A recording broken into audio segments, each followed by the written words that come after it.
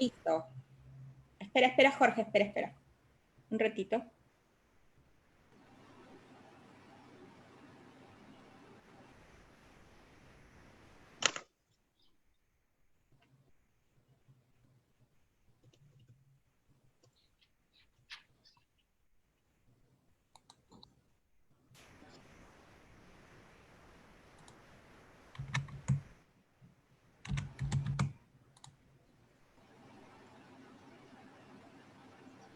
Estamos en vivo.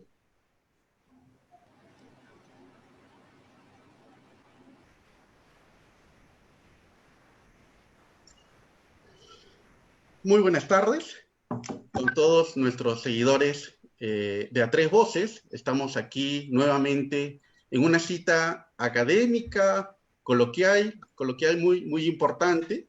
El día de hoy tenemos un tema demasiado controversial para aquellos quienes nos identificamos con el pensamiento liberal.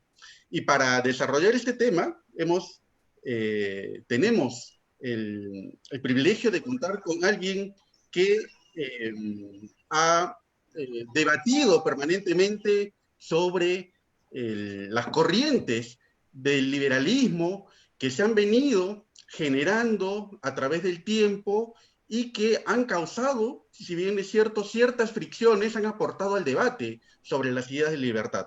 El día de hoy tenemos con nosotros a Juan Pina.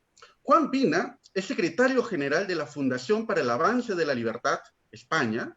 Ha dirigido la prestigiosa revista Perfiles Liberales de la Fundación Friedrich Naumann, y además él es cofundador del Partido Libertario. Además, hace poco ha publicado un libro junto a Unión Editorial denominado Adiós al Estado-Nación, una perspectiva libertaria de la gobernanza política. Y hace algunos años, otro libro denominado Una política para la libertad por la soberanía de cada persona, publicado en el año 2014. Vamos a dar en primer lugar la bienvenida a Juan Pina. Juan, buenas noches por allá, buenas tardes por aquí. Buenas tardes y muchísimas gracias por vuestra amable invitación, Jorge. A ti más bien, Juan.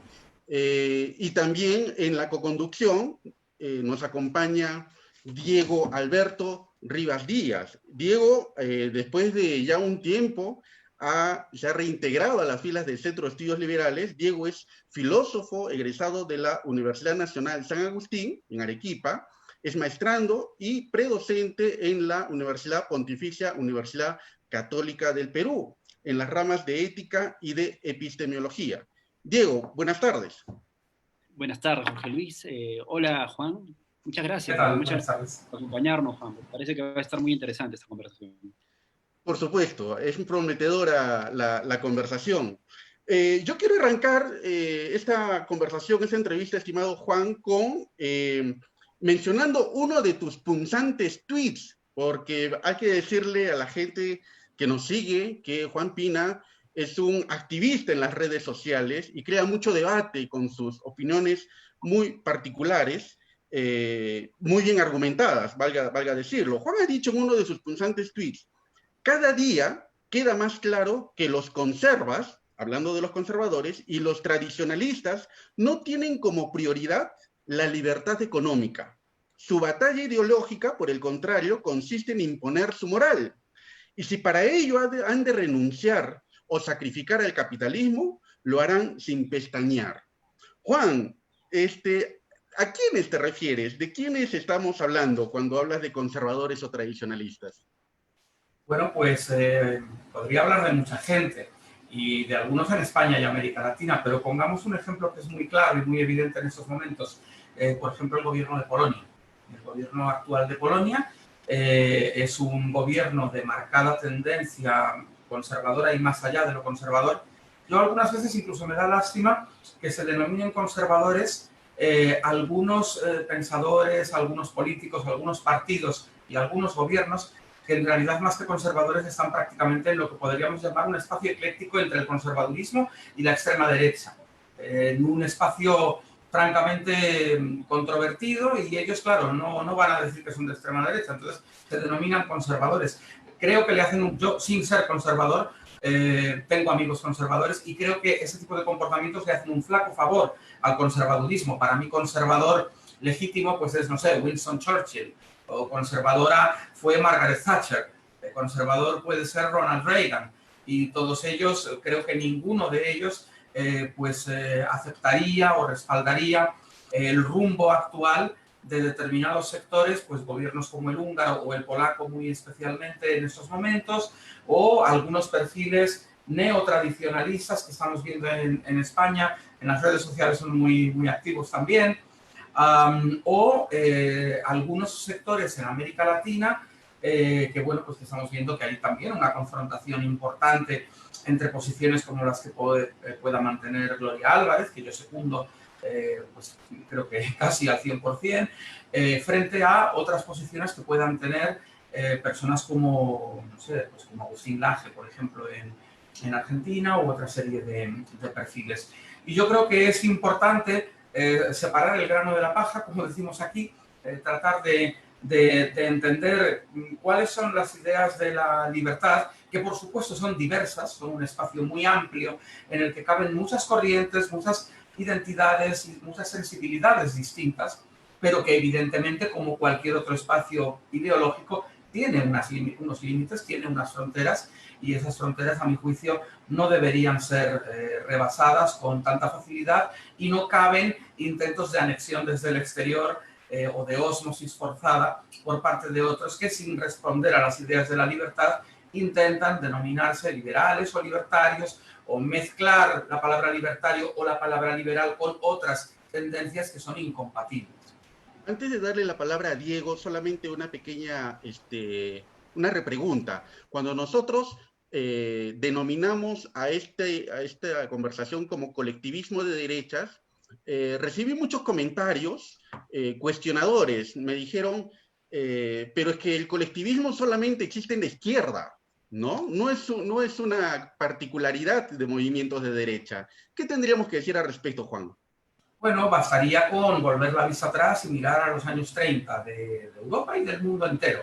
En los años 20 y 30, en el llamado periodo de entreguerras, entre las dos guerras mundiales, hubo un tremendo auge de los colectivismos, que además atacaron por ambos flancos, por el flanco izquierdo y por el flanco derecho, a las democracias liberales, que así se denominaban entonces, las democracias inspiradas en el Parlamento de Westminster en Londres, por eso se las llamaba también democracias westminsterianas, y pusieron una presión tremenda. Y vemos que además la conexión y la génesis de ambos colectivismos es muy similar. Unos son socialistas marxistas y otros son socialistas no marxistas.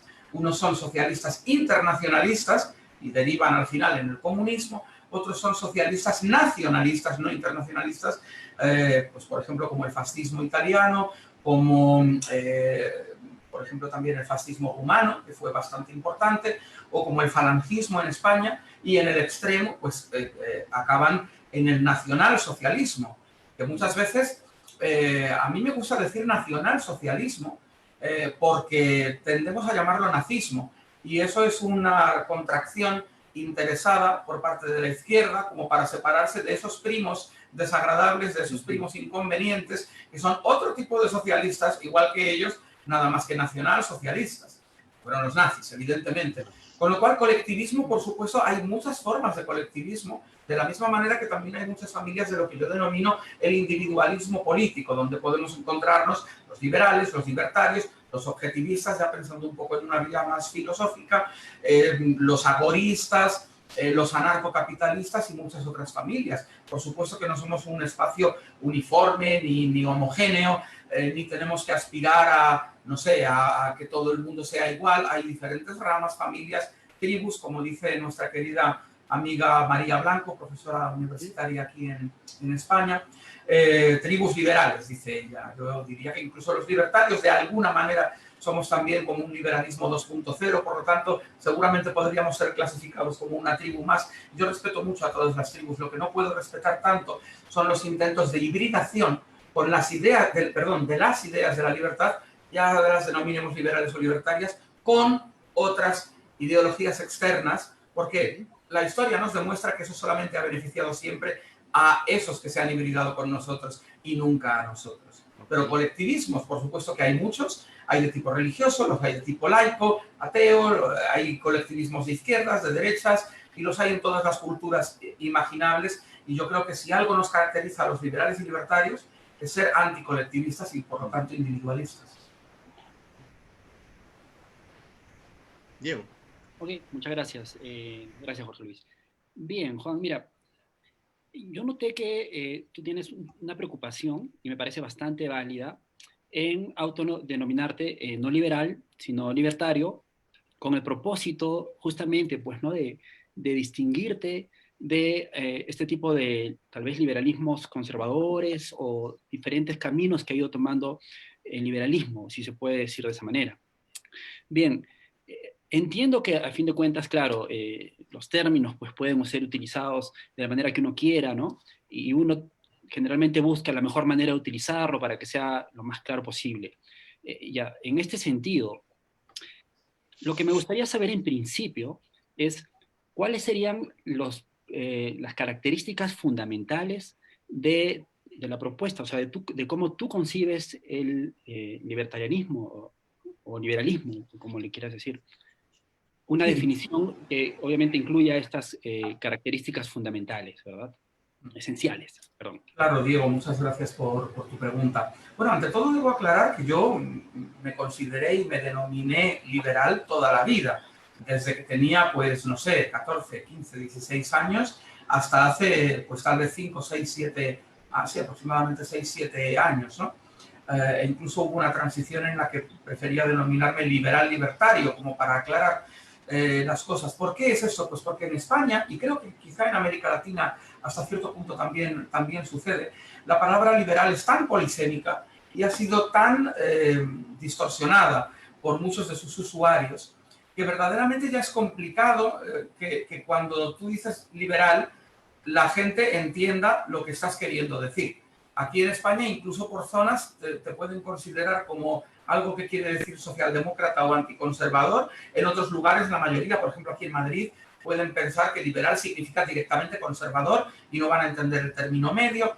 Es decir, es una palabra, como digo, polisémica, muy compleja. Eso por un lado. Y luego, por otro lado, también hay una evolución de fondo que me fue llevando desde el liberalismo clásico, que siempre había defendido. Yo fui 5 años vicepresidente de la Internacional Liberal, que es la Asociación Mundial de los Partidos Políticos Liberales Clásicos, pero es que previamente ya había estado 6 años como vicepresidente también de la Juvenil, de la Federación Internacional de Juventudes Liberales, y estuve 5 años dirigiendo la revista Perfiles Liberales de la Fundación Friedrich Naumann, que es una fundación liberal vinculada al Partido Liberal Alemán, al FDP, que tenía su sede en la Ciudad de México, lo cual me permitió conocer bien América Latina.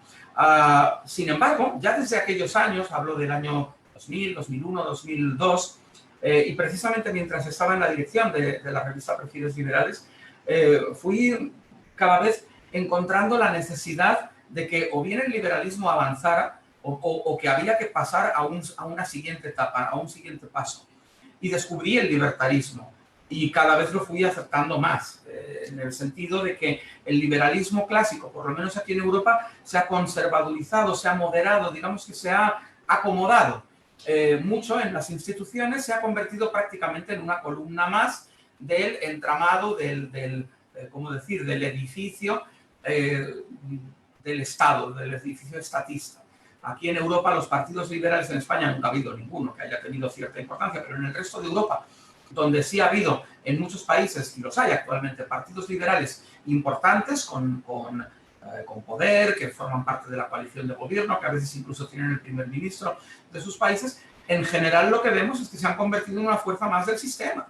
Es decir, la socialdemocracia generalizada y transpartita, que alcanza por igual a los socialdemócratas formalmente denominados así, a los socialistas, a los demócratas cristianos, a los conservadores europeos, ha alcanzado también a los liberales. Entonces, ya desde hace muchos años, como digo, yo pensé, y creo que mucha gente más me ha acompañado en esa misma evolución, que es necesario tal vez irse desprendiendo del término, y es una lástima. Yo soy el primero que me costó muchísimo emocionalmente separarme del término liberal, y que incluso sigo reconociendo el liberalismo como la gran familia dentro de la cual estaríamos también, incluso los libertarios, pero que verdaderamente ni el término es adecuado por la confusión a la que induce, ni tampoco el liberalismo clásico representado por la inmensa mayoría de los, por ejemplo, de los partidos políticos liberales del mundo, no es ya una vía hacia la libertad política ni hacia el individualismo político que nosotros defendemos. Y por eso, pues por ejemplo, aquí el partido que tuve el honor de cofundar con otras personas en el año 2009, empezó denominándose Partido de la Libertad Individual, con las siglas PLID, pero ya en el año 2015, es decir, que han pasado 5 años, en uno de los congresos se decidió pues, cambiarlo y transformarlo simplemente en Partido Libertario, precisamente para evitar esa confusión y para asentar, afianzar nuestra vinculación, no ya con los partidos liberales europeos, caducos, socialdemócratas, estatistas, sino, por ejemplo, con el Partido Libertario de los Estados Unidos de América, que es la tercera fuerza, el principal partido después de los dos grandes, del republicano y del demócrata, y que fue el primer partido libertario del mundo en el año 1971 en constituirse. Nosotros tenemos el honor de participar en la Alianza Internacional de Partidos Libertarios y, bueno, pues ahí hay unos 20 o 25 partidos. Ahora están surgiendo muchos en América Latina, en Chile hay uno muy potente, por ejemplo. Y bueno, pues vemos que verdaderamente es esa especie de liberalismo 2.0, entre muchísimas comillas, que va mucho más allá, pero por el mismo camino del liberalismo, sin irse ni hacia el conservadurismo ni hacia el socialismo.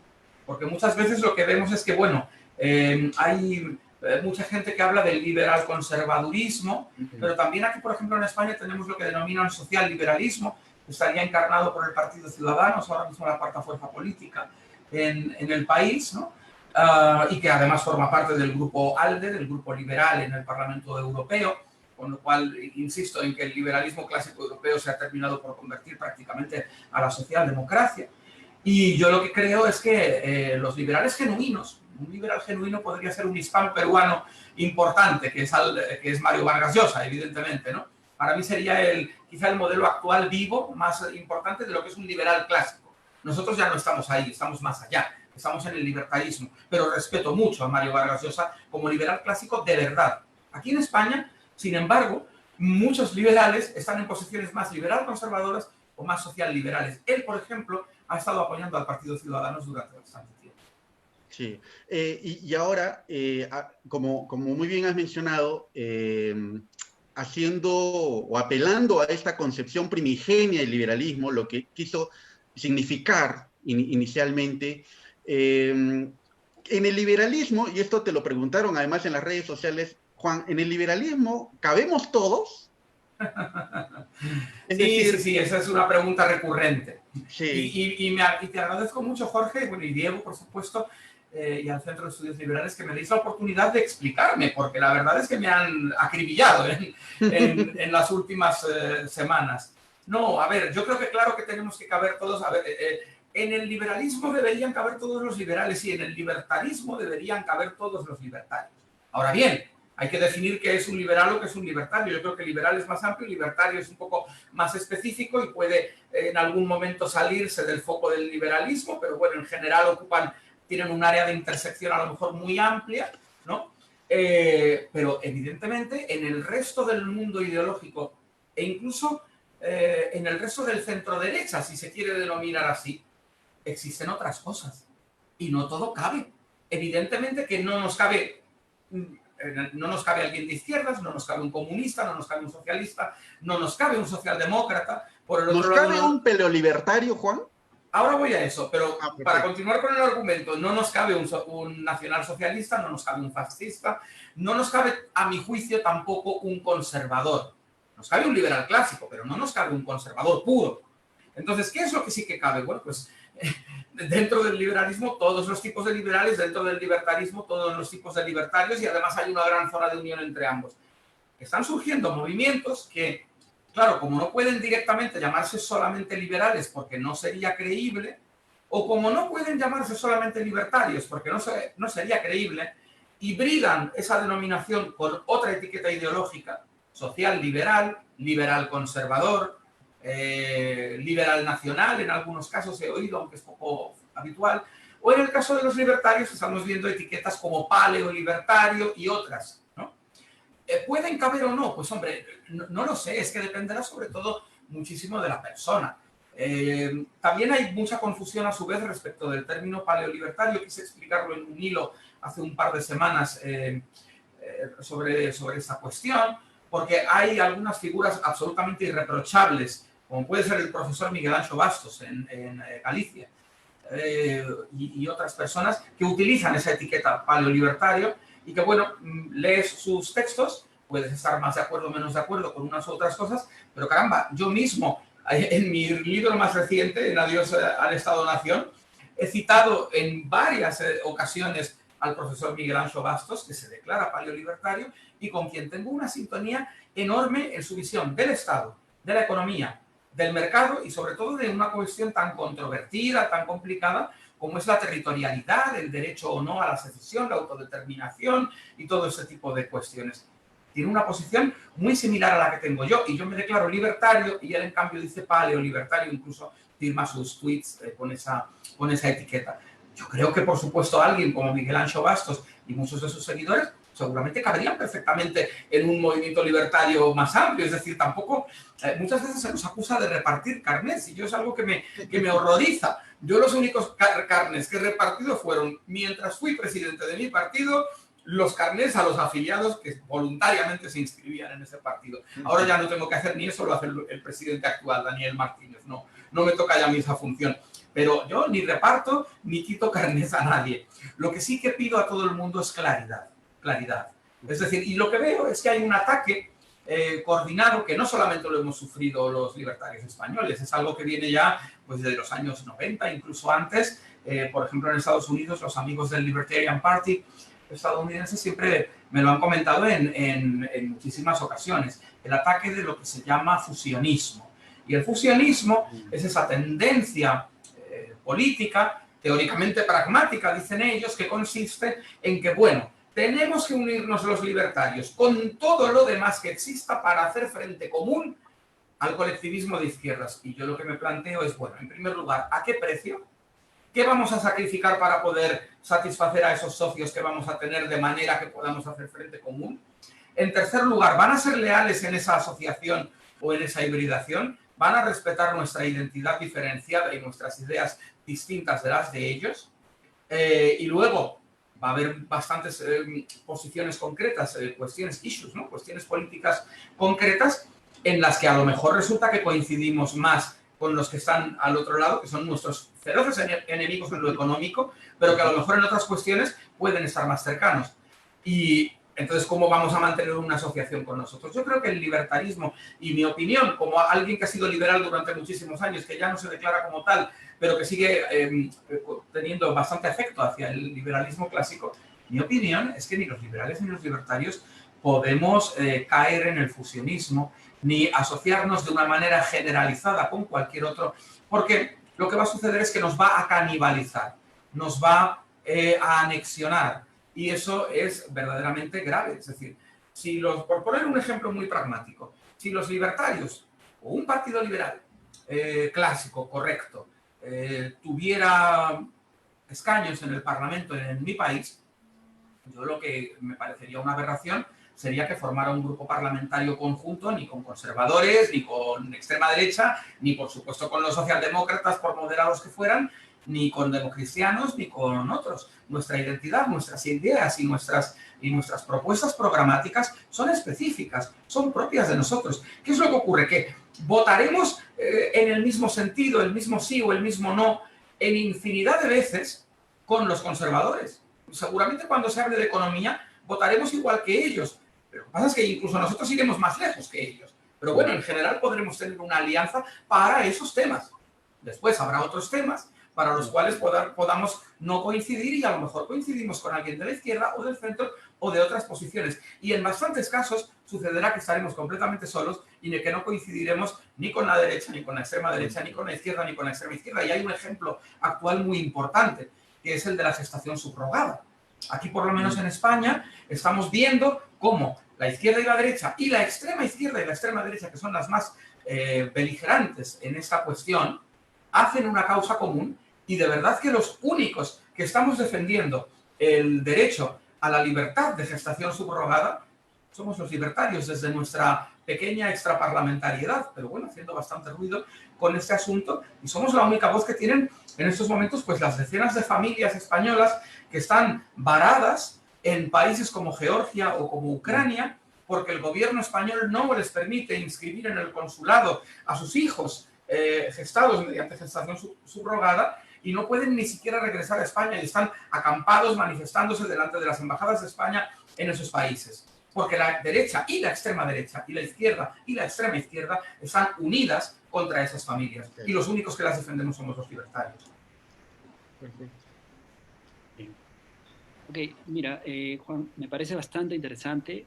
Y bien, me gustaría saber si tú estarías de acuerdo con esto. Me parecía bastante sugerente este comentario que hacía Jorge Luis sobre un tuit tuyo, ¿verdad? Esto de que, bueno, voy a tratar de recordarlo, ¿no?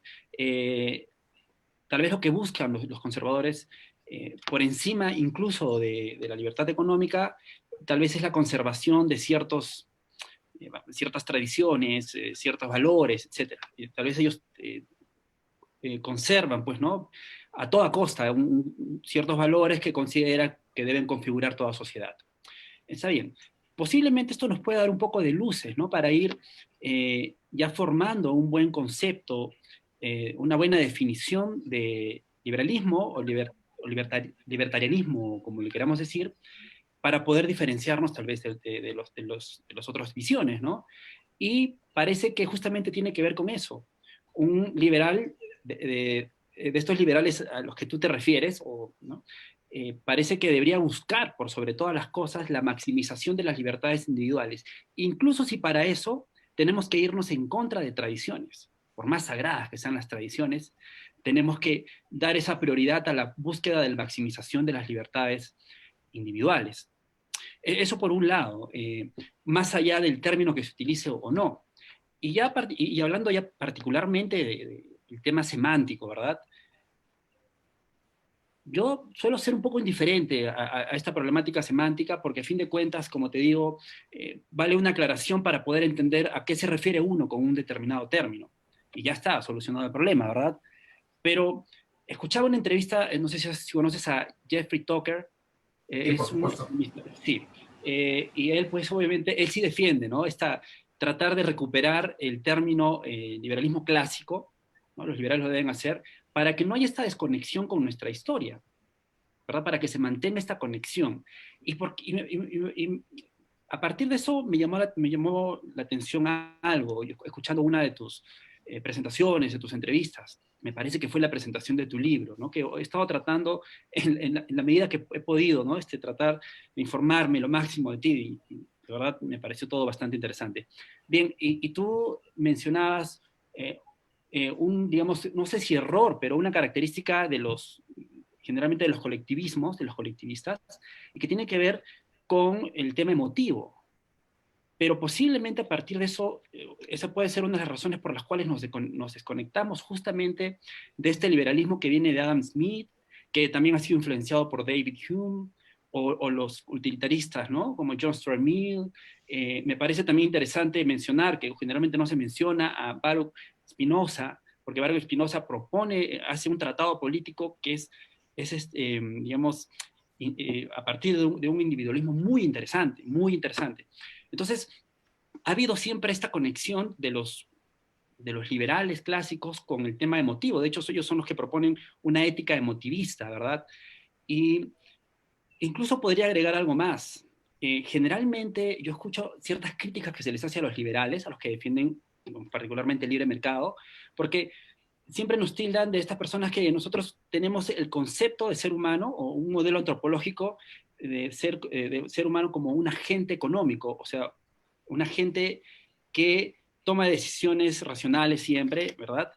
Pero que en realidad parece que no coincide exactamente como son las cosas, porque nuestras decisiones no son regulares y no hay mucha irregularidad en nuestras decisiones, lo que Aristóteles llamaba la acracia, ¿verdad?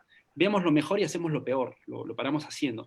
Pero me parece que eso, si tomamos el liberalismo clásico, para no perderlo, digamos, no perder esta relación, nos favorece más a nosotros que a los colectivistas. Porque justamente el hecho de que nosotros determinemos nuestras emociones siempre emotivamente, porque al final de cuentas, pues algo nos tiene que motivar a tomar una de las decisiones, así sean pues opciones armadas racionalmente, nos tenemos que inclinar emotivamente hacia algo, ¿verdad? Digamos que la propuesta liberal se acomoda más a satisfacer nuestros deseos emocionales, no sé, justamente por el intercambio voluntario, y es más, me parece que a partir de eso se estructura lo que es la teoría del valor subjetivo y la teoría de la información, etcétera, ¿no? Para poder establecer los precios, un sistema de precios, y que está íntimamente, intrínsecamente relacionado con la emotividad del ser humano. ¿Tú crees que sería, por otro lado, también favorable recuperar el término liberalismo? Bueno, la recuperación del término liberalismo en el contexto norteamericano de Jeffrey Tucker, hay bastantes más pensadores que también la promueven. Estoy pensando, por ejemplo, en nuestro amigo Tom Palmer, el vicepresidente de la Atlas Network, que bueno, pues verdaderamente él siempre dice soy liberal, y a continuación empieza a hablar de economía de libre mercado y le dicen, pero ¿usted es liberal o usted qué es? Es decir, no, es que los verdaderos liberales somos nosotros y no son los socialistas, ¿no? En Estados Unidos hay un debate que es diferente del de América Latina o del de España, porque como sabéis, en Norteamérica la palabra liberal pues significa progre, lo que diríamos aquí progresista o centroizquierda, etcétera, casi socialista incluso en algunos casos, ¿no? Y no solo en Estados Unidos, también en Canadá, donde el Partido Liberal, que es uno de los dos partidos principales de gobierno más importantes en Canadá, pues también es en realidad socialdemócrata prácticamente, ¿no? Entonces, la recuperación de la palabra en el mundo de habla hispana, porque al final es todo un poco por idiomas, ¿no? Francamente, yo la veo complicada. Es decir, nosotros nos hemos salido de ahí porque era un avispero en el cual verdaderamente era muy complicado hacerse entender. Y si vemos en el caso latinoamericano, yo creo que varía un poco de un país a otro, pero por ejemplo, tenemos países como Honduras y especialmente Nicaragua, donde los partidos que se han denominado liberales, quizá no todos, pero algunos que han sido importantes, han tenido una ejecutoria política absolutamente contraria al liberalismo. No hablemos ya de Colombia, donde el Partido Liberal es en realidad un partido socialdemócrata, igual que el de Canadá, al mismo estilo que comentaba anteriormente. En cambio, en Brasil, la palabra liberal está teñida de una estética y de una política conservadora, más conservadora que liberal, o liberal solo en lo económico, quizá, conservadora en lo demás.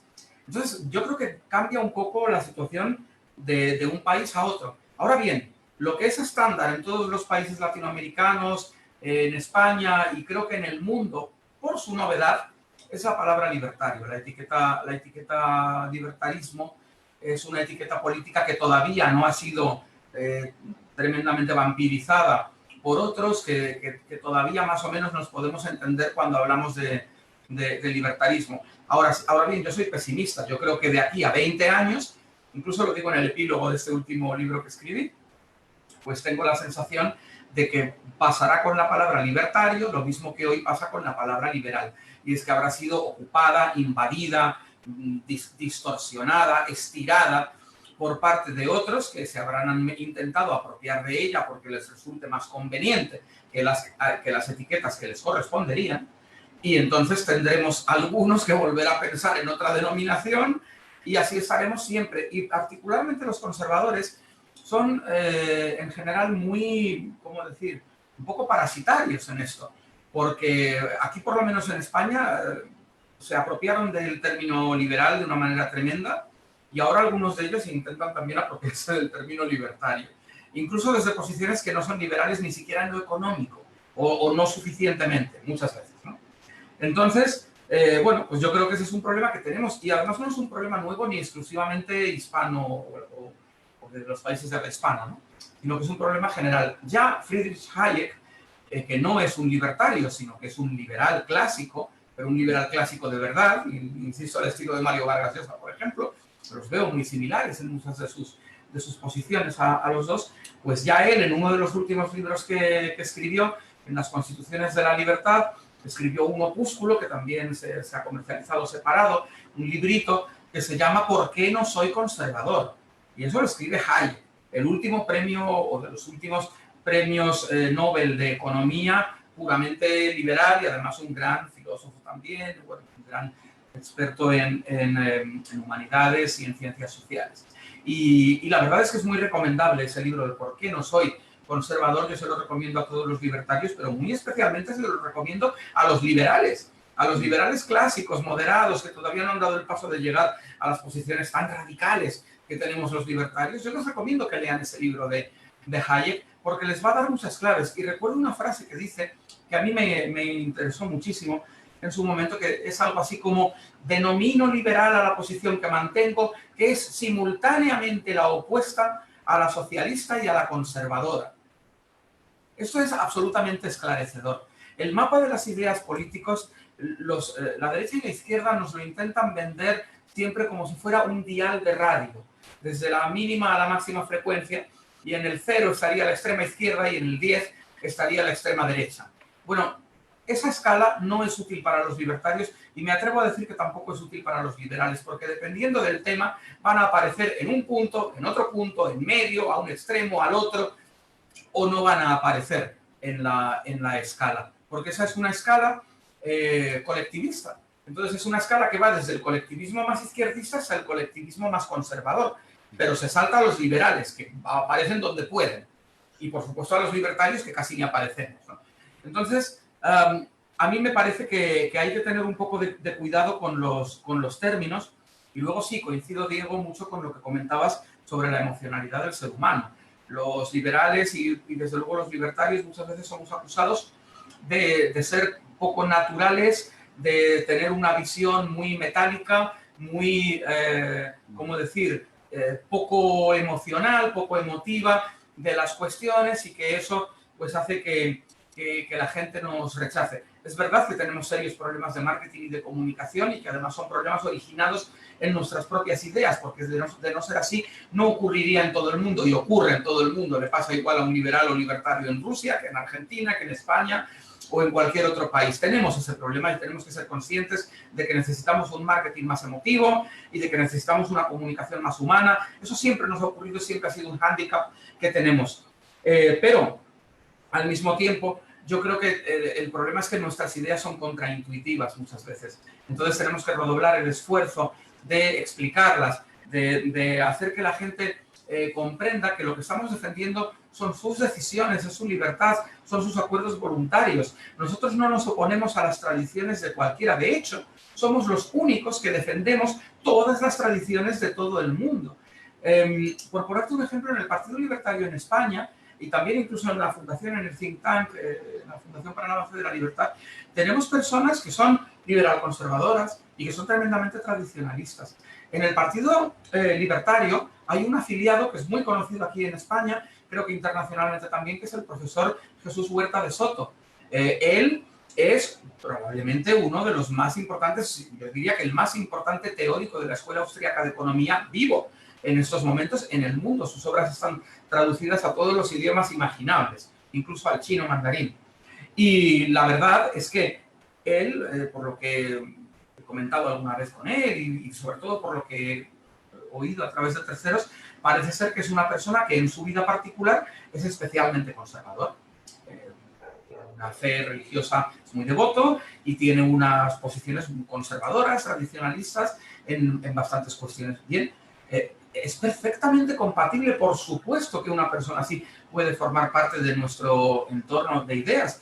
Lo único que se le pide, tanto a él como a cualquier otro, no solamente a quienes tengan esa visión, sino realmente a cualquiera, es que no intenten utilizar la política, eventualmente si llegáramos al gobierno, pues no intenten utilizar el boletín oficial del Estado, que decimos aquí, que es como la gaceta donde se publican las leyes, para impulsar posiciones culturales determinadas. De la misma manera que criticamos, y tenemos todo el derecho a hacerlo, esta batalla cultural de la izquierda, que está intentando, por ejemplo, ahora pues distorsionar el lenguaje, o invertir la carga de la prueba en las leyes sobre la violencia de género en bastantes países, de tal manera que están cargándose, están destrozando un principio liberal clásico que viene ya desde la Ilustración, que es el de la igualdad ante la ley, y lo está destrozando la izquierda.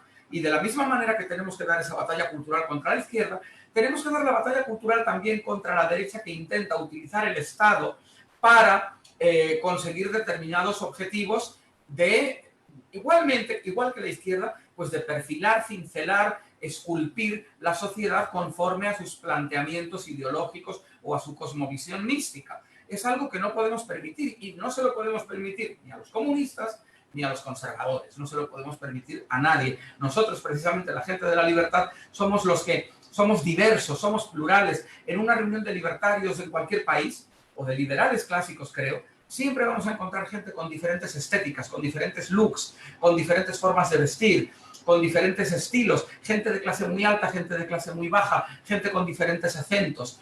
Somos diversos, somos plurales y por supuesto que eso tiene una dimensión en lo religioso. En el Partido Libertario Español, que evidentemente pues muy grande no es, por eso todavía no ha llegado a las instituciones, aún así son ya más de creo que 4.000 personas en toda España, yo he encontrado judíos, protestantes de diferentes denominaciones protestantes, católicos, muchos, porque es un país, porque España es un país de mayoría católica, y luego agnósticos, ateos, incluso creo que hay algún musulmán, hay de todo, y es normal que haya de todo.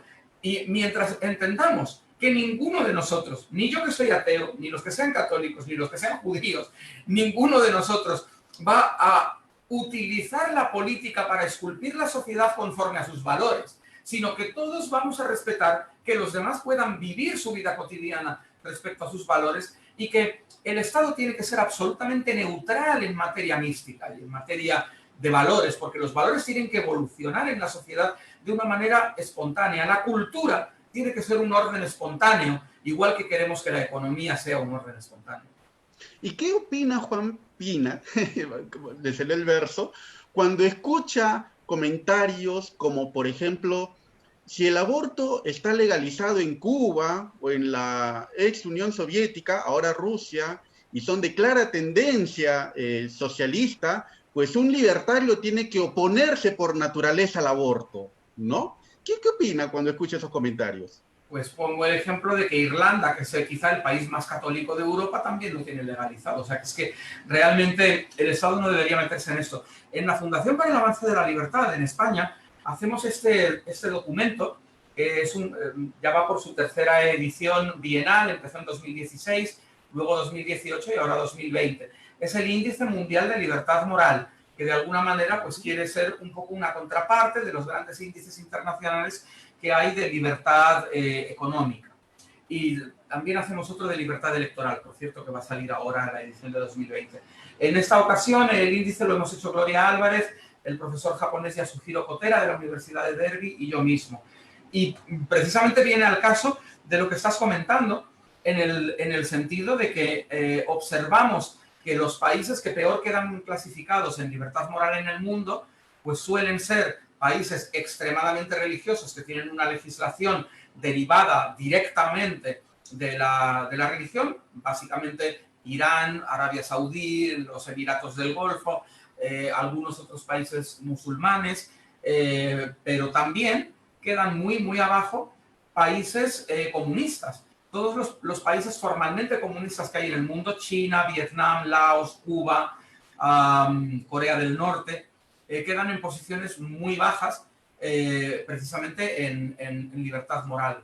¿Y cuáles son los países que quedan en la cumbre y que ganan la edición actual? Pues bueno, en la edición actual, igual que en la anterior, el primer país son los Países Bajos, Holanda, número 1, seguido de Portugal, Canadá, Bélgica, Uruguay, Luxemburgo, Austria, España, México, Italia, Alemania, Dinamarca. Siguiente latinoamericano sería Colombia en el lugar 16, Argentina en el 17, creo recordar que Perú no andaba demasiado lejos, está el 39, pero dentro de la zona de alta libertad moral. Todavía hay otra categoría más de aprobado, que es la de libertad moral aceptable, donde hay otro montón de países. En total hay 76 países de 160 que analizamos, que digamos que aprueban, y otros 84 que suspenden.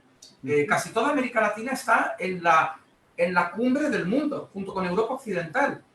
Entonces, verdaderamente, debates como el aborto, que entiendo que es un debate muy complicado, o como el de la eutanasia, la gestación subrogada, la investigación con células madre, o cualquier otra cuestión bioética, yo creo que hoy en día el consenso generalizado en los países más desarrollados, más avanzados, más modernos, es un consenso de dejar las decisiones en manos del individuo. En el Índice Mundial de Libertad Moral analizamos cuestiones también como, por ejemplo, la libertad religiosa. Y evidentemente obtienen una mayor puntuación aquellos países donde se puede practicar con libertad cualquier religión. Evidentemente yo creo que los libertarios no podemos ser gente cerrada a que alguien que comparta nuestras ideas tenga una determinada cosmovisión religiosa. Es absolutamente respetable. Mis mejores amigos, yo soy ateo, pero mis mejores amigos son creyentes, la mayoría católicos y algunos de otra religión. Y creo que eso es una situación común. Lo que ocurre es que también tenemos que entender una cosa, y es que de la misma manera que los religiosos de cualquier religión tienen derecho a expresar sus opiniones, incluso a hacer bromas, y tienen derecho, bueno, pues a actuar a favor de sus ideas, caramba, con todo respeto, yo creo que los agnósticos y los ateos también nos asiste el mismo derecho a poder expresar nuestras posiciones e incluso a poder hacer alguna que otra vez alguna broma, espero que de buen gusto. Bien, gracias. Juan, mira, me parece bastante válido todo lo que dices. De hecho, yo suscribo a todo lo que mencionabas.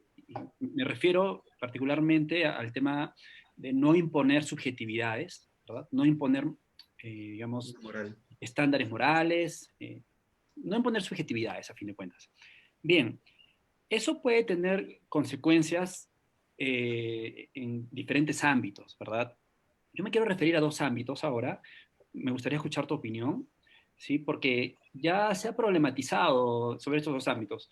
Mira, el primero tiene que ver con el DSM, el DSM-5, yo te comento, es que el problema con los manuales de psiquiatría es que se trata de, digamos, hay una relación también con el Estado mismo, ¿no? Es el Estado acepta este manual de psiquiatría como el manual oficial, digamos, del Estado, para poder, a partir de eso, se generan, digamos, ciertos estigmas sociales y que incluso pueden derivar también en leyes que privan libertades, ¿verdad? ¿Y qué sucede? Sucede que lo que se da ahí es un tipo de imposición de modelos de vida, ¿verdad? Imposición de modelos de conducta sana, digamos. Entonces, me parece que el liberalismo sería bastante pertinente si se introduce en ese ámbito, no sé si estarías de acuerdo, para poder desbaratar en gran medida, pues, ¿no? los diferentes supuestos modelos, correctos modelos de conducta. Eso sería, me parece, bastante consecuente con el liberalismo, ¿no? Eso por un lado. Por otro lado, nosotros estamos viviendo un problema, pues, sanitario a nivel mundial. En Perú y particularmente en Arequipa lo estamos viviendo ya de cerca, porque estamos ya percibiendo ese impacto de una manera bastante directa. Seguro Jorge Luis me entiende a qué me refiero.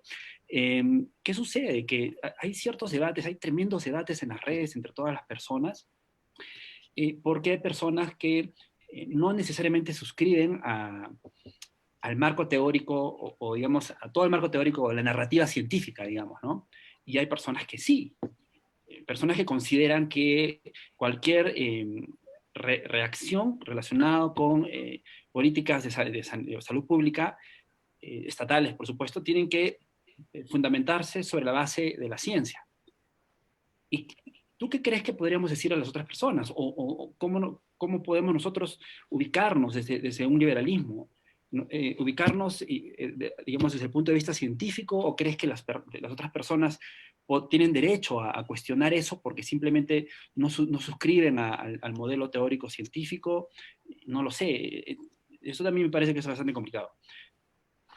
Sí, a ver, yo pienso que en ese ámbito, como en muchos otros, quizá el papel de los libertarios y seguramente también de los liberales deba ser el papel de pedir la máxima neutralidad del Estado, y que el Estado simplemente no intervenga en determinadas cuestiones. Claro, está hablando alguien que cree que la salud, debe ser algo absolutamente privado y que por lo tanto no debe haber ningún manual oficial ni de salud mental ni de ningún otro aspecto de la salud.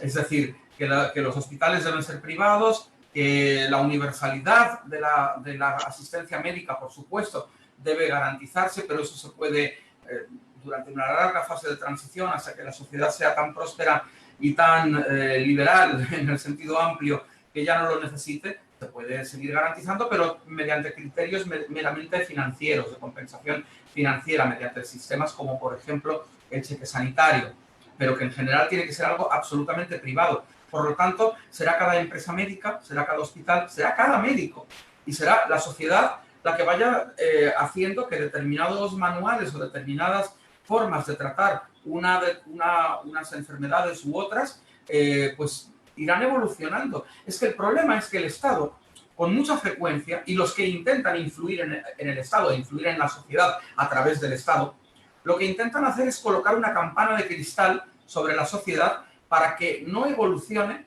o bien para que evolucione de una manera determinada y después se quede ahí y ya no evolucione más. Eso es típico de todos los colectivistas. Eso lo hace la izquierda y lo hace muy bien, lamentablemente, pero también lo hace una gran parte de la derecha. La derecha no liberal hace exactamente eso. Quieren esculpir la sociedad.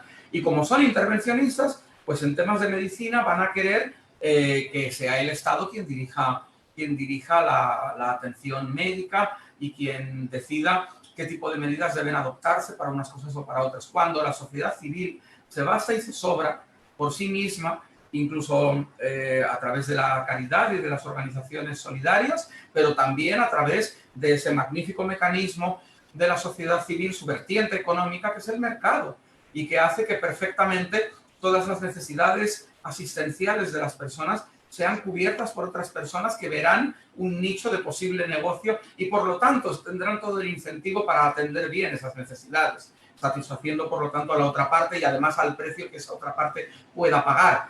Entonces las pequeñas disfunciones que queden las debe atender el Estado. Bueno, a ver, entiendo que en la época actual pues sí, no queda más remedio que atenderlas, pero jamás de forma directa. Es decir, si hay un 5% de personas que, incluso eliminando los impuestos casi en su totalidad, incluso quitando cotizaciones sociales de sus salarios, incluso con la nueva competencia extrema que habrá al liberalizarse por completo el mercado sanitario, incluso con todo eso, sigue habiendo un 5, un 7% de personas que no pueden costearse la asistencia médica, bien, pues el Estado lo que tiene que hacer no es montar todo un sistema médico propio, que es un gran desastre porque son empresas que nunca van a funcionar porque el Estado es un pésimo empresario, sino que lo que debe hacer es dar a esas personas un cheque canjeable para que puedan acudir a la empresa de servicios médicos o a la aseguradora médica de su elección y tener asistencia. Esto no solamente va a ser económicamente más efectivo y va a garantizar la universalidad mejor, también va a tener el efecto de ser más solidario, incluso desde la visión de la izquierda, porque la gente va a ir al mismo hospital que vamos todos. Es decir, ya no va a haber un gueto, no va a haber una sanidad privada a la que solamente pueden acceder los que tienen la capacidad de pagarla y una sanidad pública que es como un gueto al que van todos los demás. Ahora ya la gente va a estar sentado a tu lado esperando la consulta del médico y tú no sabes si pagó o si utilizó el cheque que le dio el Estado, con lo cual es más igualador, curiosamente, ¿no? Y esto es algo bastante importante, pero además tiene otro efecto en relación con lo que comentaba Diego, más importante aún, y es que traslada las grandes decisiones, en este caso médicas, a cada profesional o a cada empresa, a cada hospital, a cada cadena de hospitales, a cada laboratorio farmacéutico, por ejemplo, o a cada médico particular. Y esto es paralelo con lo que sucede en otro ámbito fundamental, que es el de la educación. Es exactamente paralelo. El problema no es si debemos dar la batalla cultural, como dicen algunos, sobre todo más conservadores, haciendo que en el temario de todas las escuelas del país los niños aprendan estos valores o estos otros. No, yo no quiero que el Estado impulse ni obligue a aprender unos valores determinados, ni los de la izquierda, ni los de la derecha, ni los ateos, ni los católicos, ningunos. Tiene que ser cada empresa educativa la que en un marco de competencia libre establezca sus valores y, bueno, como mucho el Ministerio de Educación, cosa que no debería ni existir, pero bueno, si existe, como mucho debería pues poder decidir pues que tendrán que aprender matemáticas y tener un conocimiento básico del lenguaje y que los idiomas son importantes, pero prácticamente hasta ahí debería llegar. A partir de ahí, es cada escuela la que decide qué ofrece al mercado. Y son los clientes, es decir, los padres, los que deciden a cuál de las diferentes escuelas que haya de oferta en su ciudad llevarán a sus hijos. Si a una católica, a una atea, a una de derechas, a una de izquierdas, a una budista. Es que no le corresponde al Estado hacer eso, ¿no? Por lo tanto, muchas veces, cuando se habla de la batalla cultural, Yo quisiera decir, cuidado, a ver, yo también estoy dispuesto a dar la batalla cultural y creo que es necesaria en bastantes cosas contra la izquierda. También en algunas otras contra el conservadurismo o contra el tradicionalismo, contra el nacionalismo, de manera muy especial contra todos los nacionalismos. Esto lo debo aclarar por si me ve alguien desde España, contra todos los centrípetos y los centrífugos, ¿no? Pero al final es algo que corresponde a la sociedad civil y no al Estado, ¿no? Y precisamente además se nota esa contradicción, sobre todo en grupos conservadores, porque cuando se habla de, digamos, una malla curricular en los colegios en donde se habla, digamos, de enfoque de género, las alarmas se despiertan inmediatamente, pero no vemos estos mismos grupos protestando contra la impartición de educación religiosa, sobre todo católica, ¿no?, por parte del Estado. Y ahí hay una contradicción, ¿verdad?, en sus posturas. Es decir, para algunas cosas soy un efusivo defensor de la libertad de pensamiento, cuando se trata de que lo que enseña el Estado se acopla o se adapta a mis creencias, pero cuando no, es allí cuando me indigno, ¿no? Quería preguntarte una pregunta que nos hacen aquí en la página. Nos dicen, bueno, es un comentario, ¿no? Está bien ser liberal, dice, pero no defender el libertinaje como permitir la unión civil entre parejas del mismo sexo. ¿Qué opinas? Bueno, a mí me encanta cuando hablan de libertinaje, porque entonces yo lo que les voy a decir es, bueno, ¿cuál es tu valor superior? ¿No es la libertad? ¿Es el orden? ¿Es la igualdad? Cuando tú me hablas de libertinaje, yo te puedo hablar a ti de ordinaje o de igualdinaje, ¿no? Es decir, si se está denostando al valor supremo para mí, que es la libertad, utilizando esa palabra, esa mala palabra, que de alguna manera lo que hace es insultar a los libertarios, a los liberales, pero ya desde el siglo XVIII, ¿no? Desde los ilustrados, desde el racionalismo, desde el libre pensamiento, y decir como que la libertad es mala, o a partir de cierto punto es mala, o tiene que llegar hasta un determinado límite, más allá ya no, porque ya entra... Bueno, al final son conservadores, evidentemente son personas que lo que quieren es libertad económica porque se han dado cuenta de que funciona mejor y porque no les gusta pagar impuestos. A mí tampoco me gusta, intento eludirlos todo lo que puedo, por cierto, y os recomiendo a todos hacer lo mismo. Pero es que la libertad es para todo, no es solamente para lo económico, es absolutamente para todo. Porque la libertad es intrínseca a la propia dignidad humana, y en el momento que pierde la libertad, pierde el ámbito en el que desarrolla absolutamente todas sus capacidades como ser humano. En el caso concreto que plantea este oyente, que plantea en Facebook, yo pienso que las uniones civiles y el matrimonio formalmente reconocido no deberían ni de existir, porque verdaderamente es un contrato privado entre dos personas que deciden formar una pareja, tener hijos y que estipularán ellos las condiciones de ese contrato. Y las causas de la ruptura del mismo y la compensación del uno al otro si se rompe y todo ese tipo de cuestiones. Y por lo tanto eso es algo que es entre dos individuos. Esos dos individuos pueden ser dos hombres, dos mujeres o un hombre y una mujer. Y no tiene sentido que el Estado se meta en eso. Ahora bien, mientras todavía se mete en eso, entonces yo propongo y respaldo absolutamente el que sea para todos igual y que no se discrimine o no se margine a unas parejas respecto a otras por la orientación sexual de los integrantes o por el sexo de los integrantes.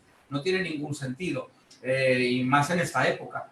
Y además todos conocemos a infinidad de personas en nuestras sociedades, en nuestro entorno. Seguro que vosotros tenéis en vuestro entorno alguna persona que es gay o es lesbiana o es transexual. Yo en mi entorno conozco también algunas personas así. Son personas normales y corrientes. Lo que ocurre es que determinados planteamientos súper conservadores pues han trasladado en algunos países de raíz católica profunda, han trasladado una visión muy negativa respecto de esas personas. Pero mirad, uno de los cofundadores del propio Partido Libertario y muy buen amigo mío, que vive ahora no muy lejos de vosotros, en otro país latinoamericano, es precisamente gay y es una de las personas más católicas que conozco.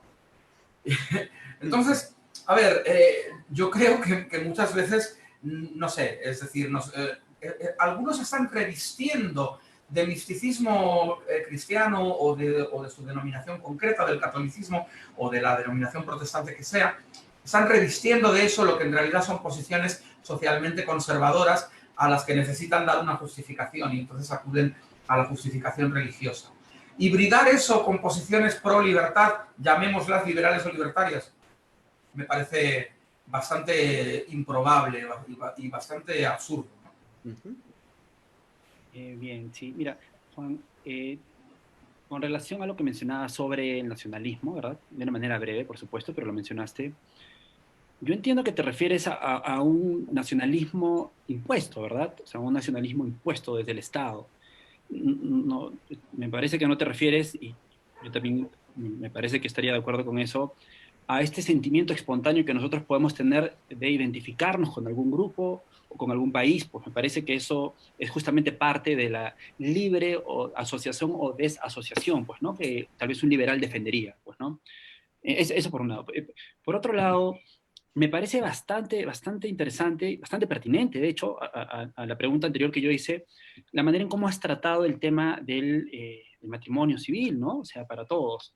Y en efecto, lo más interesante, por supuesto, sería que ya no esté manejado por el Estado, el tema de la unión civil o del matrimonio, porque definitivamente, pues, se está reduciendo un concepto amplio de familia, porque una familia también puede ser una abuela que vive con su nieta y con su hija, ¿no? Y se reduce, digamos, el concepto de familia debe ser sumamente amplio, o sea, no sé, familia pueden ser dos amigos que viven juntos y punto, ya son una familia.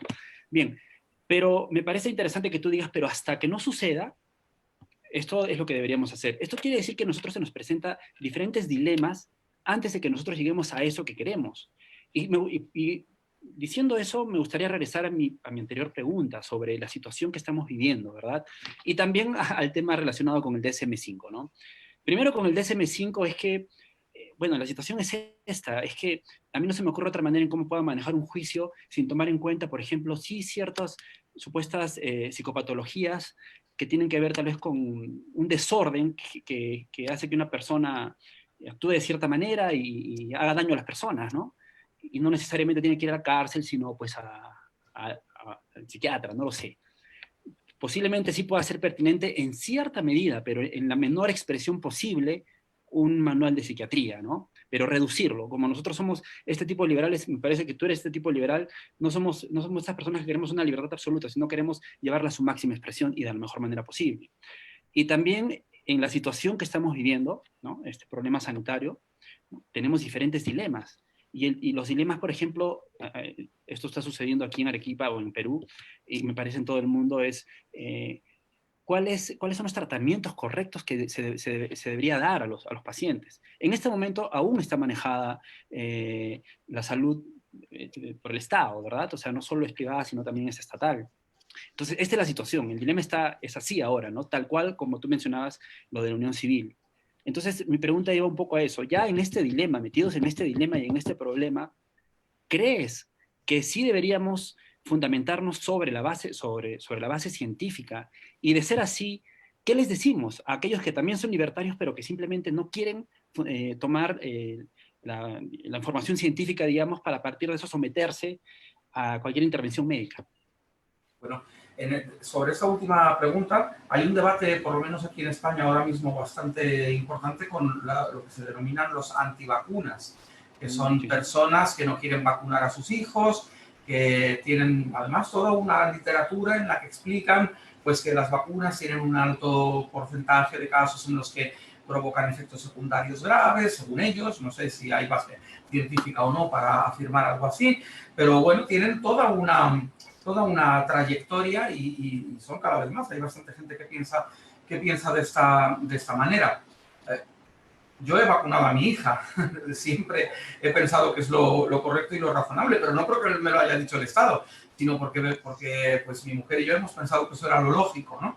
Pero jamás se me ocurriría prohibir a alguien tener una vía diferente. Y yo siempre miro mucho a Estados Unidos, que me parece una sociedad bastante admirable, o por lo menos lo era. Lamentablemente, pues también hay un auge del centralismo en política, de la concentración de poder en Washington frente a los estados, y también hay un auge de la pérdida de aquellos valores que hicieron grande al país, que fueron los valores del pluralismo, de la diversidad, un país constituido por gente llegada de todas partes del mundo, con las más diversas religiones, estilos de vida muy distintos, etc. Y hay algo que siempre me ha llamado la atención y que me gusta mucho de Estados Unidos, que es el respeto a comunidades que seguramente en un país europeo, no sé, en el Perú, pero en países europeos no serían aceptables, como es, por ejemplo, la comunidad Amish. U otras comunidades que utilizan el homeschooling, ¿no? La educación en el hogar. Es decir, si una familia en Estados Unidos, por sus convicciones religiosas, las que sean, o por su filosofía particular o por su forma de ver las cosas, decide no educar a los hijos, no vacunarlos, vivir en un lugar apartado donde además se puede defender porque tiene derecho a la posesión de armas, por ejemplo, desengancharse por completo de la red eléctrica, etcétera, y vivir como ermitaños, cultivando y haciendo, es decir, haciendo un homestead, que llaman ellos en inglés, pues lo pueden hacer perfectamente. Eso, hoy por hoy, en cualquier país europeo sería, si no imposible, prácticamente imposible, ¿no? Por lo tanto, yo creo que al final lo que hay que hacer es liberar a la sociedad de esas injerencias y de ese intervencionismo del Estado que pretende que todo el mundo maneje el mismo manual de medicina, de salud mental, de salud física, que todo el mundo utilice las vacunas y además de la misma manera y con el mismo calendario. Esas cosas hay que dejarlas en la libre relación entre los ciudadanos y sus asesores, que serán los médicos, serán los educadores, serán los expertos de cada materia en la sociedad, y lógicamente no habrá un camino único, siempre habrá una multiplicidad de caminos y de planes de vida. Volviendo a la primera pregunta sobre el nacionalismo, que precisamente es la temática de mi libro más reciente, a mí el nacionalismo en abstracto, en sentido, el nacionalismo en estado puro, me horroriza. Me parece una de las peores formas de colectivismo que existen. Y además es una forma de colectivismo particularmente perniciosa porque da origen al Estado. No es, porque en eso hay mucha confusión, no es que las naciones existan y a continuación se constituya un Estado que dé forma política o que dé salida política a esas naciones. Es exactamente lo contrario, aunque no lo parece y aunque esta realidad está bastante oculta. En Francia, al término de la Revolución Francesa, cuando se constituye el Estado jacobino, el Estado unitario francés, uno de los primeros estados liberales, en el peor sentido de la palabra liberal en este caso, pues dice Eric Hobsbawm que solamente había un 15% de personas de lengua y cultura francesa, un 15% en todo el territorio de lo que llaman el hexágono, ¿no? Es la Francia continental actual. Fue el Estado el que hizo nación, el que consiguió aculturar a todas esas otras etnias y grupos absolutamente diversos, con distintas confesiones religiosas también, y hacer una uniformización para crear un Estado-nación. Fue el Estado el que hizo la nación. El líder de la independencia polaca, Józef Piłsudski, el mariscal Piłsudski, en el año 1919-20 creo que fue, dice con un tipo socialista y verdaderamente estatista, terrible, pero en un rapto de sinceridad dijo la siguiente frase: es el Estado el que hace la nación, no es la nación la que hace el Estado.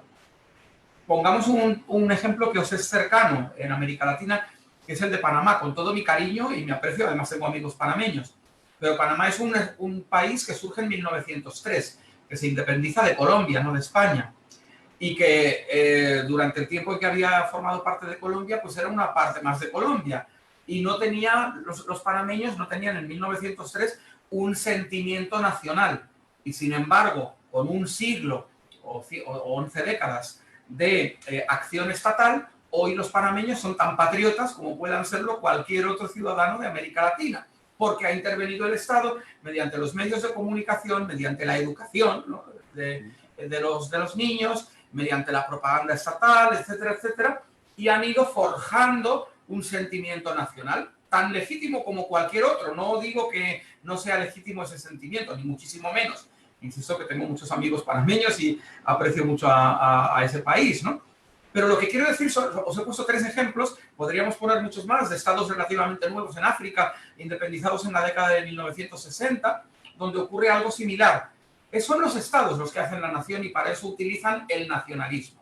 El nacionalismo es una ideología colectivista que, como pasa con cualquier otra, en niveles moderados pues no pasa nada, pero en niveles extremos termina cursando con totalitarismo, como hemos visto con la extrema izquierda y la extrema derecha europeas pues en el último siglo, porque el fascismo fue extraordinariamente nacionalista, el nacionalsocialismo lo llevaba hasta en el nombre, pero es que también el comunismo, los regímenes de Stalin y de sus socios en el este de Europa fueron extraordinariamente nacionalistas también. Con lo cual, yo pienso que la posición de los liberales y de los libertarios es de ser bastante antinacionalistas, favorables al absoluto intercambio libre de bienes, servicios, personas, al libre tránsito de bienes, servicios, personas, datos y capitales, y también al libre tránsito de la cultura, de los valores. No nos tiene que asustar que nuestra cultura o que nuestros valores se vean influidos porque vienen películas de Estados Unidos. Bueno, ahora están viniendo muchas más de Corea, por ejemplo, y buenísimas, por cierto, algunas de ellas. No pasa nada. Las culturas evolucionan, los valores evolucionan. La revolución tecnológica que estamos viviendo también hace que las fronteras se han diluido, se han disuelto como un telón de azúcar. Y eso no es malo. Y los liberales siempre han sido partidarios de la máxima descentralización interna en los países, de la máxima devolución de poder a los municipios y a las regiones, y al mismo tiempo a nivel internacional de la máxima apertura para que las personas puedan trasladarse, puedan fluir, puedan vivir, puedan comerciar. Nunca en la historia de la humanidad había habido tantas familias mixtas, ¿no? Con un miembro de un país y el otro de otro país. Nunca había habido tantos negocios mixtos entre varios países.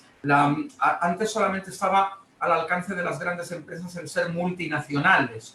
Hoy en día hay infinidad de pymes multinacionales, de pequeñas y medianas empresas multinacionales, donde a lo mejor con muy poco capital hay una persona en Lima, una persona en Madrid y una persona en Estambul que hacen juntos un negocio y lo venden a terceros utilizando la tecnología que estamos empleando en este mismo momento. Esa es la maravilla del capitalismo. El capitalismo es liberador del individuo, el capitalismo potencia y empodera al ser humano individualmente considerando. Eso no le gusta nada a los colectivistas de la izquierda, que quieren una sociedad jerarquizada en castas ideológicas políticas, y no le gusta nada a los colectivistas de la derecha, que quieren volver a los estamentos y a las castas de épocas ya superadas. Y además, ahora que mencionaste sobre nacionalismo, Mario Vargas Llosa tiene una frase muy célebre sobre ella, ¿no? Dice sobre el nacionalismo, que el nacionalismo es la cultura de los incultos, ¿no? Aquellos quienes no conciben a la diversidad como fuente de riqueza cultural, ¿no? A propósito de lo que hablabas respecto al nacionalismo. Te voy a pedir, Juan y Diego, que nos extendamos solo 5 minutos más, porque de verdad hay muchas más preguntas que quedan en el tintero.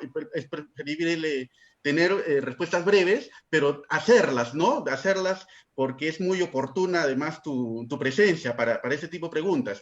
A ver, muchos jóvenes entusiastas, no solamente en el Perú, sino en América Latina, desde la aparición del fenómeno Vox en España, lo tomaron como referente de grupo libertario para afrontar desafíos políticos en América Latina, porque después de mucho tiempo un grupo desafiaba el establishment hablando de reducción de impuestos, ¿no? O de menor intromisión del Estado en la vida de la gente, y además era un grupo muy confrontacional. Entonces jóvenes latinoamericanos, y especialmente en el Perú, tomaron a Vox como un referente de participación, de futura participación política liberal, ¿no?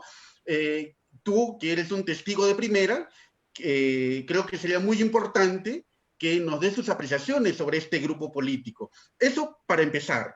Hay otro comentario que nos hacen en redes, ¿no? Porque hablaste de salud ética, a propósito además de un comentario de Diego. Nos dicen, no creo que los incentivos sean suficientes para brindar una salud ética. Por ejemplo, en el Perú se producen más cesáreas que partos naturales por el factor rentabilidad, ¿no? Entonces, dice que es muy escéptica, ¿no? Nuestra televidente, nuestro oyente sobre el tema de salud ética. Y luego también hablaste sobre impuestos, Juan, ¿no? Un tema tan valorado negativamente por los liberales. Dice, pero si eludimos impuestos como país, ¿cómo hubiésemos podido afrontar un contexto tan adverso como el actual, ¿no? Como la crisis sanitaria? Allí te planteo las preguntas, estimado. Bueno, en primer lugar, yo invitaría a todos los jóvenes que nos estén escuchando y que estén buscando referentes políticos fuera del Perú, respecto de plataformas o de partidos en los que hacer su trabajo, pues que miren al Partido Libertario de Chile, que les queda muy cerca, a Diego Maureira y a sus compañeros, que miren al Partido Libertario de los Estados Unidos, que ahora mismo está en plena campaña electoral con una excelente candidata, Mary Jo Jorgensen, a quien le deseo todos los éxitos y espero realmente que pueda superar incluso los buenos resultados electorales de Gary Johnson hace 4 años. Que miren incluso al Partido Libertario de España, que dentro de nuestro tamaño pues todavía pequeño y de nuestra extraparlamentariedad, defendemos de una forma mucho más precisa las mismas ideas que a ellos les impulsan. El partido político Vox, si alguien quiere conocer un poco más a fondo, mira, cuando se presentó en el año 2014, al día siguiente de su presentación pública yo ya hice un vídeo que creo que debe de estar por ahí en el archivo se puede encontrar en YouTube del Partido Libertario, debe de estar por ahí ese vídeo, en el cual pues ya de alguna manera denunciaba lo que veía de antiliberal en ese partido político. Hoy por hoy es un partido proteccionista que busca aranceles, que busca cerrar los mercados, que busca que no haya un desarme arancelario como el que proponemos los libertarios y creo que todos los liberales, sino que haya un comercio exterior intervenido por el Estado y basado en reciprocidades pactadas, etcétera, lo cual es tremendamente antiliberal. En economía es un partido que además pues ha ido teniendo una involución, diría yo, en los últimos años, porque inicialmente era un partido conservador y yo lo critiqué por eso en aquel vídeo, pero es que después ahora ya no es ni conservador, es que se ha ido corriendo hacia posiciones pues más allá del conservadurismo. No me gusta llamarles fascistas porque ese es el típico insulto que utiliza la izquierda y además tampoco está justificado en el caso de ellos. Hay algunos ramalazos, algunas tendencias, algunos rasgos que podrían llevar a incluso casi a calificarles así. Pero bueno, en general tal vez sea todavía prematuro el decírselo con todas las letras, pero desde luego ya no están ni siquiera en posiciones conservadoras, están más allá, están en unas posiciones francamente muy colectivistas. Tanto es así que acaban de constituir incluso un sindicato. Por lo tanto, aquellos liberales, jóvenes liberales que mencionabas del Perú, que nos puedan estar escuchando, pues creo que estarán de acuerdo conmigo en que un partido político que constituye incluso su propio sindicato, pues no puede ser tenido por liberal, ni mucho menos. Además, ellos ya se distancian, ellos mismos ya están hablando de otro tipo de etiquetas ideológicas y ya la liberal, no, que yo vea, pues no la utilizan, ¿no? Y respecto de los incentivos para que la sanidad pueda ser, el tratamiento de la salud pueda ser totalmente privado, esta televidente nos estaba diciendo que, bueno, que por ejemplo en el Perú hay más cesáreas que partos naturales y lo achaca a que, bueno, el incentivo económico pues es que seguramente la cesárea es más costosa y el médico obtiene mayor, o el hospital obtiene mayor provecho por ella que por un parto natural. Claro, yo lo que diría nuevamente es, si se liberaliza por completo el sector sanitario, en este caso el sector médico, eso no va a ocurrir, porque si todo el mundo va a la sanidad privada, el 90% pagándola, porque será asequible al haber competencia para ello y al no tener tantos impuestos la gente, y el otro 10% pues utilizando su cheque sanitario, lo que va a suceder es que va a haber una enorme competencia entre proveedores de servicios médicos. Y cuando la gente diga, oiga, pero es que yo quiero dar a luz de forma natural y no estoy de acuerdo con las cesáreas impuestas, pues si ese médico o ese hospital no le gusta o esa aseguradora médica no le gusta, va a ir a la siguiente. Y al final el mercado es sabio. Es decir, si hay un problema en el Perú de exceso de cesáreas, ten por seguro que con un mercado libre médico habrá quien produzca el servicio que la sociedad demanda y que actualmente no se le está dando. Por la intromisión, por la distorsión del mercado que supone ese cuerpo externo que parasita el mercado y que se llama Estado y que da unos servicios que no le corresponden, que se los puede autoproveer la sociedad mediante el mercado y que los está proveyendo mal el Estado. Perfecto. ¿Y sobre los impuestos? Ah, sí. Bueno, sobre los impuestos y la pandemia, ¿no? Esa es la cuestión que planteaba esa persona era, bueno, si no hubiéramos tenido acopio de dinero en las arcas públicas de la República, del Perú, para poder hacer frente a la pandemia, eso habría sido la catástrofe absoluta.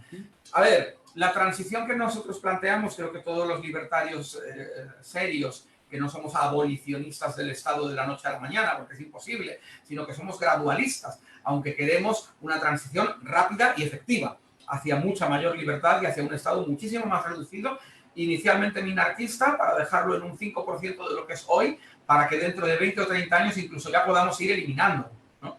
Pero que planteamos una transición sensata. Pues dentro de esa transición sensata, lo que habría habido es un sistema médico privado. Imaginemos que en el Perú se hubiera iniciado esa transición hace 15 años y hoy tuviéramos ya tuviera el Perú un sistema médico completamente privado.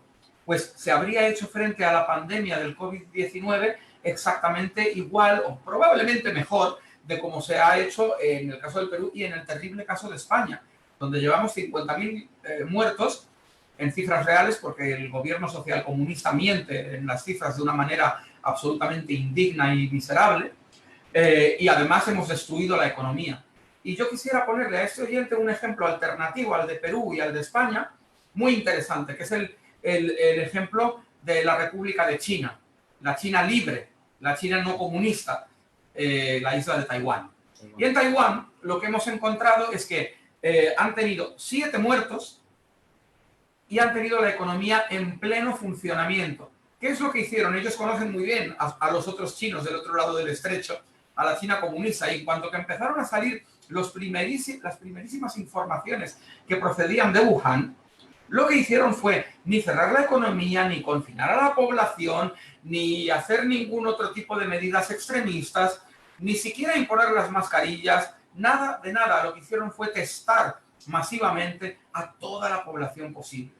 Y eso sí, lógicamente, las personas que están enfermas con una patología contagiosa, pues lógicamente aislarlas a ellos y testar de forma inmediata a los familiares, etcétera. Tomar medidas epidemiológicas de contención razonable de una pandemia. Lo que hemos vivido aquí en Europa, sobre todo en Italia y en España y en otros países del mundo, pues es una gestión de la pandemia muy malintencionada, porque ha sido una gestión estatal orientada, más que a resolver la epidemia, a tratar de reforzar el poder estatal sobre la sociedad civil. Y más que a liberar a la gente para que pueda sobrevivir económicamente en unas circunstancias adversas, controlar la economía desde el Estado todavía más. Y eso es un verdadero desastre. Y la cuestión es que cuando oímos a nuestros gobiernos hablar del concepto de la nueva normalidad, yo creo que a un libertario o a un liberal le tiene que producir escalofríos. Nosotros no queremos la nueva normalidad, queremos la normalidad. Queremos volver a la normalidad de siempre.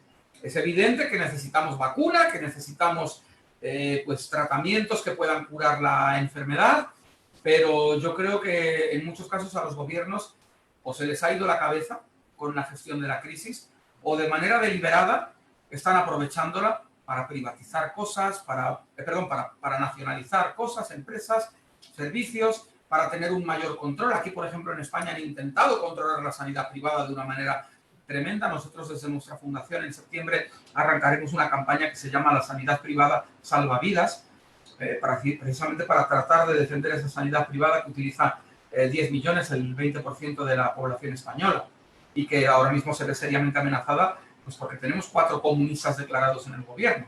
Es verdaderamente difícil la situación que atravesamos en estos momentos. Perfecto. Diego, una última intervención para cerrar ya este bloque. Diego, activa tu micrófono. Sí, lo siento, no me di cuenta, gracias. Voy a intentar hacerlo lo más breve posible, pero es algo que, para cerrar, que me quedaba pendiente. Es algo que tiene que ver otra vez con el nacionalismo, ¿verdad?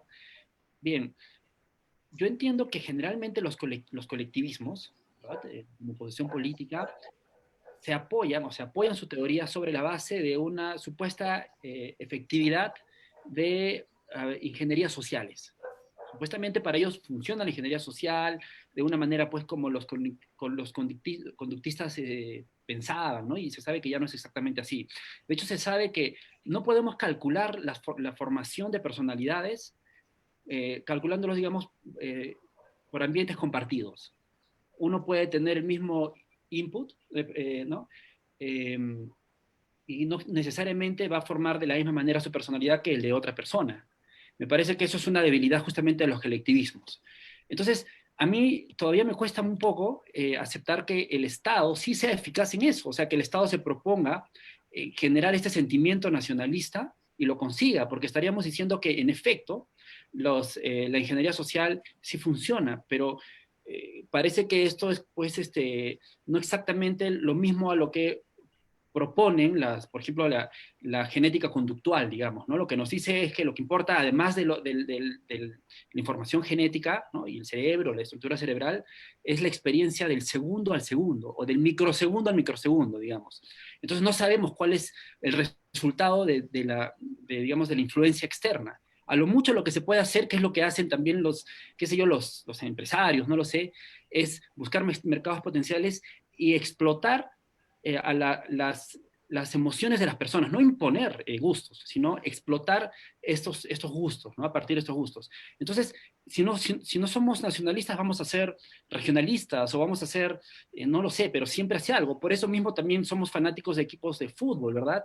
Y entonces, me parece que el problema no tiene que ver tanto con la eficacia de este nacionalismo impuesto por el Estado, sino que más bien tiene que ver con que esa propaganda se maneja con los impuestos de todos. No sé si tú coincides con eso, Juan. A finales del siglo XIX, en toda Europa, había una tremenda división entre dos tipos de gente, que eran los partidarios y los detractores del compositor Richard Wagner. Sí, claro, que la gente tiene identidades y yo lo que pido como libertario es que esas identidades fluyan. Y así ocurre. Es decir, un equipo de fútbol baja de categoría y empieza a desaparecer y poco a poco va habiendo más gente que deja ese equipo y que va apoyando a otros. Pasan de moda unos determinados estilos musicales, unas tribus urbanas, unas maneras de vestirse, unas determinadas subculturas, surgen otras nuevas y todo eso tiene que ser natural. ¿Qué ocurre con la idea de nación? Pues que la idea de nación, como manera de referirse a un grupo más o menos homogéneo de personas que comparten más o menos una cultura, unos planteamientos, unos recuerdos históricos, una lengua, etcétera, pues es absolutamente legítimo y sentirse partícipe de ello no tiene ningún problema. El problema no son las naciones, el problema es el nacionalismo como ideología política que utilizan los estados para consolidarse y para cincelar la sociedad, haciendo ingeniería social. Entonces, tu pregunta es muy válida y, de hecho, en mi libro, En Adiós al Estado-Nación, lo trato con bastante preocupación porque realmente es así. Tú te preguntas si los estados, que son tan ineficaces para todo, sí son eficaces, en cambio, para hacer esa ingeniería social, para hacer la nación, como antes decía, con los ejemplos que puse de África, de Panamá, de Polonia o de Francia, ¿no? Y yo creo que efectivamente los estados están ahora mismo más cuestionados que nunca. No porque los liberales y los libertarios seamos muy potentes, que lamentablemente no lo somos en casi ningún lugar del mundo, sino porque tenemos una gran aliada que lo está haciendo por nosotros, que es la revolución tecnológica y digital, que está empoderando a los individuos, que está haciendo que las fronteras se hayan diluido, que la gente conecte a través de ellas sin tener que pasar por el nodo de paso obligatorio que era el Estado para cualquier relación de todo tipo entre personas de diferentes lugares. Entonces, es verdad que se está erosionando muchísimo la capacidad de los estados de hacer ingeniería nacional para generar un sentimiento apasionado, interesado en torno a una determinada identidad nacional. Eso está cayendo. ¿Y qué ocurre? Pues que, por ejemplo, los neotradicionalistas y algunos conservadores están horrorizados ante eso. Y es curioso porque son personas que a lo mejor te dicen que no quieren que haya Estado en la economía, pero al mismo tiempo te están diciendo que quieren que el Estado mantenga esos valores y ese sentimiento generalizado en torno a un determinado concepto nacional de su país. E incluso en los lugares donde no tienen todavía Estado, pero tienen a lo mejor gobierno regional, etcétera, también intentan hacer lo mismo. Y aquí vemos cómo los protoestados o intentos de futuro Estado secesionistas a veces incurren en comportamientos tan antiliberales como los que puedan incurrir el Estado español o los estados europeos de otros lugares para cincelar y para tratar de mantener ese Estado-nación actual. El Estado está en crisis, el Estado es un constructo administrativo que yo creo que no le quedan demasiadas décadas de vida. Pero si hay algo, y eso no quiere decir que vayamos a ir a la Ancapia, que vamos a llegar a Ancapistán, como dicen algunos, de aquí a 70 años, no lo sé. Pero lo que sí que es verdad es que el Estado, tal como lo conocemos, está en fuerte crisis y va a tener que dar paso a otra cosa. Y la dimensión que se encuentra en mayor crisis de todas es su dimensión de Estado-nación. ¿Por qué? Pues porque ya no hay naciones, porque cuando tenemos Netflix, ¿qué nación vas a tener cuando tienes Netflix y cuando tienes Amazon y cuando compras una cosa de cualquier lugar del mundo y mañana la tengo aquí entregada por Amazon, y cuando las empresas son multinacionales, incluso las pequeñas, y cuando las parejas son mixtas en un altísimo porcentaje, mayor que en ninguna otra etapa previa de la historia humana, y cuando los viajes low cost permiten casi a cualquier persona de clase media o media baja incluso viajar a los países cercanos y ver mundo. Es decir, ¿qué naciones tenemos hoy en día? Entonces, el Estado que está en crisis y el Estado-nación que está todavía en más crisis, intentan hacer todo lo posible en esta etapa para reforzar su poder. Una de las maneras de hacerlo es precisamente destruyendo derechos, pisoteando derechos civiles, quitando competencias al legislativo frente al ejecutivo y otra serie de cosas muy feas que estamos viendo precisamente ahora con la pandemia. Bueno, Juan, quedan más preguntas y comentarios. Yo te voy a pedir, Juan, que te des luego una vuelta por nuestra página, por la del Centro de Estudios Liberales, y si puedes dar respuesta a esos comentarios o esas preguntas, sería magnífico. Porque de verdad, si nos hemos extendido en la conversación, en la entrevista junto con Diego, es porque hay mucho que aprovechar con tus ideas, con tus argumentos, y además con la experiencia que tienes para tratar estos temas con aquellos quienes piensan diferente, ¿no? No es muy común, te voy a decir, Juan, encontrar gente dispuesta a debatir de manera constante, de manera incansable. Y creo que contigo, los liberales y libertarios, tenemos a alguien con quien podemos considerar un referente precisamente en la batalla de las ideas, ¿no? En esta batalla cultural, como la has denominado. Antes de darte la palabra final, Juan, y a ti también, Diego, para despedirnos, quería comentar con aquellos quienes nos están siguiendo que aquí en mis manos tengo una revista llamada Perfiles Liberales, ¿sí? Es una revista que fue auspiciada por la Fundación Friedrich Naumann y que en la edición estuvo a cargo precisamente de nuestro invitado, Juan Pina, y en mis manos tengo el número, seguramente quizá uno de los últimos, que se publicó a fines de los 90 y que lleva por título Manifiesto de la autodeterminación del individuo.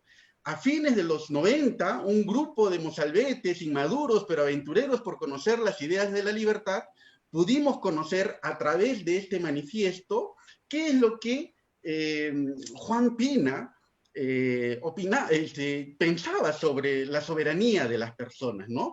Y su cosmovisión la trasladó en esta revista, muy bien elaborada y muy bien editada durante esos años, en la que nosotros empezábamos a conocer y a surcar los ríos de la libertad.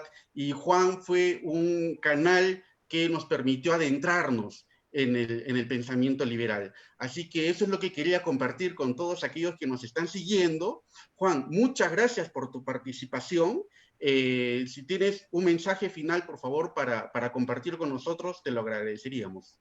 Bueno, a lo mejor aprovechar para meter la cuña publicitaria, y es que esa revista, que para mí evidentemente fueron, yo creo que profesionalmente, los mejores años de mi vida, los 5 años que fui director de esa revista, ahora la Fundación para el Avance de la Libertad en España hace poco tiempo que ha lanzado una nueva revista muy similar, de opinión liberal, libertaria, liberal clásica, y ahí sí que están todas las familias, hay artículos de anarcocapitalistas, de liberales, hay de todo tipo. Se llama Avance y pueden encontrar, están liberados los 2 primeros números, lo pueden encontrar en la página web de la Fundación, que es fundalib.org. Gracias, Juan, por la referencia. Diego. Bien, a mí solo me queda agradecerte a ti, Jorge Luis, por invitarme. esta conducción, digamos, y por supuesto agradecerte a ti, Juan, por tener paciencia, por tus respuestas tan lúcidas. Todas las respuestas han sido bastante lúcidas. Y definitivamente también un saludo y un abrazo, pues, ¿no? A los que nos están escuchando, o a los que nos están viendo, y a las familias también de ellos, ¿no? Y esto da para una segunda y tercera parte, Juan, es lo más probable. Así que te comprometemos para estar al pendiente del WhatsApp o del Twitter en una próxima comunicación. Gracias, Juan, por tu tiempo, por tu paciencia. Gracias, Diego, por participar de esta conversación. Nos despedimos entonces con todos nuestros seguidores del Centro de Estudios Liberales y será hasta una siguiente ocasión. Muchas gracias, Juan. Muchas gracias, Diego. Nos vemos. Gracias.